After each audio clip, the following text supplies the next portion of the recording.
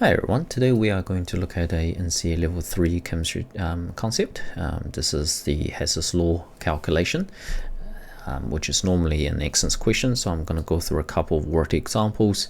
So let's get into it. So the first question that we're going to look at is calculate the standard enthalpy of formation of liquid ethanol. Okay, so we have to calculate the enthalpy formation for liquid ethanol using the information given above. So we have to understand what these things mean. So to be able to do HESS'S law, you have to know what those highlighted part means. So when you have a delta CH means this is the enthalpy of combustion. This is the amount of energy released when you burn 1 mole of chemical, 1 mole of something, and then how much energy does it release. And then you have enthalpy of formation. Enthalpy of formation is looking at how much energy is released or absorbed when you make a particular molecule from its constituent elements. So we're gonna normally don't get tested on the definition, but you get tested on the how you write the equation, because in this case you must have the equation to be able to do this. So actually let's start with this one. So we want to calculate, so let's start with the question that we got given. Let's calculate the standard enthalpy of formation of liquid ethanol. So this is ethanol. So if you don't know what ethanol is, so this is CH3CH2OH, and just get rid of that. It looks like an ugly R. I've been writing for a little while, and my handwriting gets worse and worse if I don't write. School holidays. Now ethanol. So how do I make ethanol? So by definition, it is how much energy is released or absorbed if I make 1 mole of that particular molecule from its constituent elements. So the elements that we're looking at is carbon, we're looking at hydrogen, and we're looking at oxygen. So these are the elements that we must have to make this particular molecule. Okay, so that's a building block. So it's kind of like you're trying to make this, if you're into Lego and things like that, if you're trying to make a particular structure, you have to build it from the basic blocks. So the elements are your basic blocks. So you have to look at what you have on the product side, and you're trying to think, okay, I'm trying to make this from the elements. So you have to make sure that you get this first part straight. Okay, so next part is, let's look at how many C's we have. We have 2 carbons. Therefore I have 2 carbons. I have 3 plus 2 plus 1, so that's 6 hydrogens. So I need 6 hydrogens, so 3, 2, 6 hydrogens. I need 1 oxygen on the right hand side. I need 1 there. I have 2 on this side. Now you don't double this, like that's not how you do it, because by definition enthalpy of formation is the amount of energy when we're talking about making 1 mole of this. So that number has to be kept at 1 mole at all time, because if you didn't, then you have not figure out the enthalpy of formation, because that's not what it is by definition. So we need to halve this. Okay, you can halve in chemistry if you didn't know that already. So if you look at the left hand side, look at the right hand side, the carbons, the hydrogens, and oxygen amount are the same. So they are asking you what is the enthalpy of formation of this particular equation using the ones that we have been given above. So we can actually write the just practice writing these using the 3 equations that we have. Let's number them 1, 2, 3. So the first one is the enthalpy of combustion of carbon. So by definition of enthalpy combustion is the amount of energy released when you react the thing, burn it in oxygen, and then how much energy does that release. Okay, so I've changed my setup a little bit, and now it's a bit wonky. So this is going to be CO2, oops, not the rubber, So that's going to be CO2. So, and people ask me, how am I supposed to remember CO2? Like, what about water? Do I not make water? Just look at the reactant size. You don't have any hydrogens. If you don't have any hydrogens, how the heck are you going to make any water? Okay, and right now they balance each other perfectly, and this is negative 394 kilojoules per mole. Okay, reaction number 2 is the enthalpy formation of water. Okay, so it's enthalpy formation of water. So how do I make water? I use 2 mole, oops, nice. I need to use hydrogen and oxygen as the elements to make this particular molecule. I already have 2 hydrogens, so I don't need to do anything. On the right hand side, I have 1 oxygen, but I have 2 oxygen here. Therefore, I need to halve this to give me the correct formula. This is negative 286. Just another really popular question that they normally ask. They go, why is the enthalpy of formation for water, which is the equation that we've done, and they go, why is the value exactly the same as the enthalpy of combustion for hydrogen? Well, if you write the enthalpy of combustion for hydrogen, just remember hydrogen, how do we burn things? We need to burn it in oxygen. What do I make? I'm gonna make water. I need to keep this as 1 mole. Then so that the number before H2 can't be anything but a 1, and we don't write it. Therefore, I have to halve the O2 to make the H2O, and you can see it's exactly the same formula. Okay, that's just a really popular mirror question that used to come up quite frequently, so I thought I'll mention it really briefly here. Now for number 3, we want to do the enthalpy of combustion for C2H5OH, which is ethanol. So we burn this in oxygen, and we're always looking at the complete combustion aspect. So you are always going to make CO2 because you're burning an organic molecule. You will make CO2 and you make H2O, and then you need to balance it. Okay, so this is where people get a little bit confused sometimes. Hopefully not you, but if you look at, I always leave the H's and O's till the end.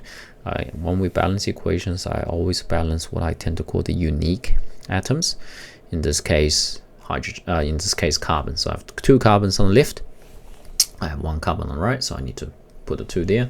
I have 6 hydrogens altogether. I have 2 hydrogens there, so I put a 3 there, and then just double check. I have 1 oxygen.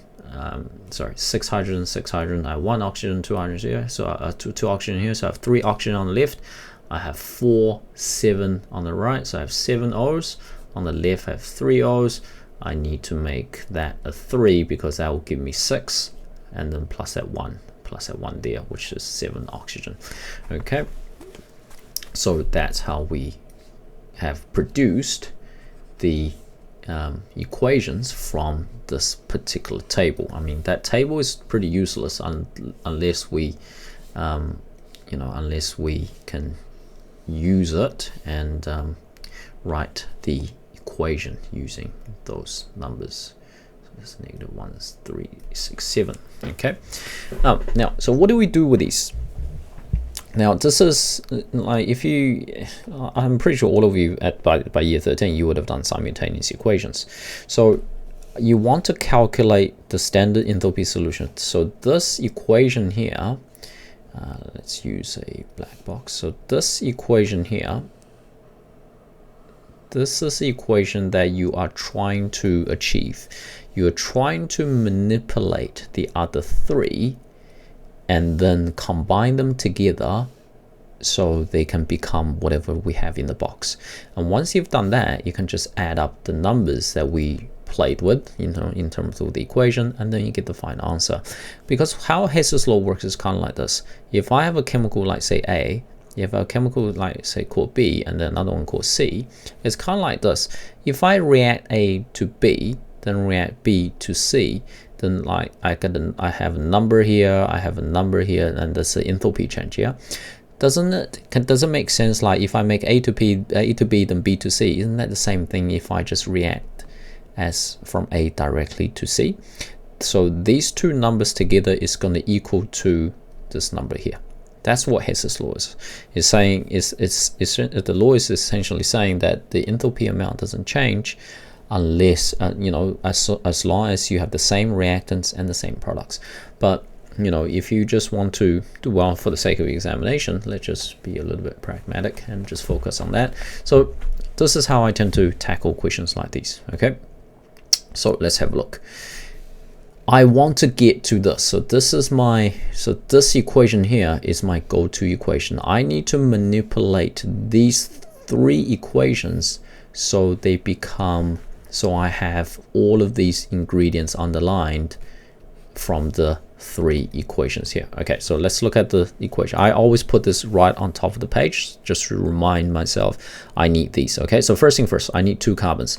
Which of the 3 equations have carbons? Just C on its own, and you should be able to see that it's only carbon. It's only reaction number 1 that's got the a single carbon here. So I need to use reaction number 1. I need to multiply by 2 because I need to get the 2 C's. And then you may go, hold on, but what about the CO2s and O2s? Well, I don't really care about them because they will magically just disappear. I want the 2C, I want the 2C, and I've done it. So I multiplied everything by 2. So I need to make sure my number is also multiplied by 2 as well. All right, so that's done, tick. I need 3 H2s. So which equation have H2s? Equation number 2 has H2s. So I have 1 H2 on the left hand side. I need 3 H2s on the left hand side. So I multiply reaction number 2 by 3. And that'll give me 3 H2 plus 3 over 2 oxygen, turning into 3. Oops, I forgot a 2 here. That means I'll make 3 water, which is going to be negative 286 times 3. Last one, I need, and then you may go, so I've done this, and then this is where people get a little bit confused and they see HO2. Can you see you have O2 here, you have O2 here, you have O2 here, so you have O2 in all 3 reactions. In that case, don't try to balance O2. You will be lost in the limbo and then you just never get out of the hole. Okay, just leave O2 till the end. Do the really obvious ones first. So I'm gonna just highlight it. I'm just gonna leave it there. I'm gonna look at the CH3CH2OH, which is essentially the same as C2H5OH. So I need 1 mole on the right hand side. Only have 1 mole on the left hand side. That's okay. I can just reverse number 3. By reversing number 3, so I'm putting everything on the right hand side on the left, and then everything on the left to the right. And then your enthalpy number, before it was negative 1367, now it's positive 1367 because you reversed it. Okay, so my CH3CH2OH done. Okay, I have my C2H4OH on the right hand side. Now this is where the magic occurs. So how do I know I've done this correctly? You should be able to see that the 2 CO2 here and the 2 CO2 here, they cancel each other out because one's on the left, one's on the right. You should be able to see the 3 H2O here and the 3 H2O here. One's on the left, one's on the right. They cancel each other out. And so what I mean by canceling each other out is that if I combine these 3 like that, if I add the 3 equations together, that means I just add everything on the left together and I add everything on the right together. And then if I have CO2 on the left and right, they cancel each other out. There's H2O on the left and right, they cancel each other out. Now let's look at the oxygen. Can you see that's 2 oxygen? This is 1.5 oxygen, so that's 3.5 oxygen. Yeah, now I have 3 oxygen on the right hand side, so I have 3.5 on the left hand side, so that will cancel, I'll be left over with 0.5 oxygen. How many oxygen do we need from the equation here? 0.5, so I've done that as well. Okay, so let's just quickly check. I got my 2C, I've got my 3H2, I got my 3H2. I have my C2H5OH on the right hand side, I have my C2H5OH on the right hand side, I have my half oxygen, I have my half oxygen. So you have successfully manipulated the equations and you got what you wanted. So what is the answer that we wanted to do? This is because I've actually seen people doing all the hard work and actually forgot how to get the answer. You just go 394. What you do, you see that number there that I'm circling, that number there that I've circled, that number there I've circled, add them together. Okay, so if you add 394, if you add those three numbers together, you should get negative 279 kilojoules per mole. Okay, and that's how you do HESS'S law calculation. Just that plus that plus that, add them together. Make sure you don't mark up the signs when you do the calculation, and that's how you can easily get an excellence for the examination. Okay, so the HESS'S law calculations are guaranteed excellence. I'm pretty sure when I do the calculations, I normally do it within like 20 seconds, because I don't do the write up, I just do the numbers. Okay, but doing the equations will really help you to check that you've done it correctly. Okay, so that's HESS'S law. Now, just as a little bit of a bonus content, now discuss how the value in the enthalpy change would differ if the ethanol product was a gas rather than a liquid, and they say no calculation is necessary. So what we did, we made CH3CH2OH, we made it as liquid. They are saying, what if we made the same thing but we evaporated it and then we made a gas? Now it just requires you to understand a little bit more understanding that a gaseous molecule compared to a liquid molecule. I mean, this is something you can test yourself. Do you know what it is called for this particular enthalpy change? This is called enthalpy of vaporization. Okay, what is enthalpy of vaporization? Enthalpy of vaporization is the amount of energy required to turn 1 mole of molecule at its gaseous liquid state to its gaseous state. So you need more energy to make this happen. So the number that we calculated, which is negative 279 kilojoules per mole from the previous question, this is what we calculated, the number will be more positive. Okay, so if we were to do this, the value will be more positive. I don't know what's happening with my pen today. The value will be more positive. Now, why is that more positive? Because you will need to further convert the liquid to gas. Another really popular mirror question they tend to talk about, why is the enthalpy of vaporization of something always higher than the enthalpy of fusion? Because enthalpy of vaporization, you're completely overcoming the intermolecular forces, so you need more energy. Okay, so that's a typical mirror equation. Right, let's do the next bit. Now this one is a little bit shorter. This particular type of question is not an excellence question. This is only a merit question. Okay, because why is this a merit question? You can still figure it out using the HESS'S law that we did, but that would just be a waste of time. And even if you did it right that way, you only get a merit, because they gave you the 3 enthalpy of fusion, enthalpy of formations. Okay, so you have got the enthalpy of formations, and all you need to do, so you can check yourself, like say here, C2H5O, I got that, which is right here.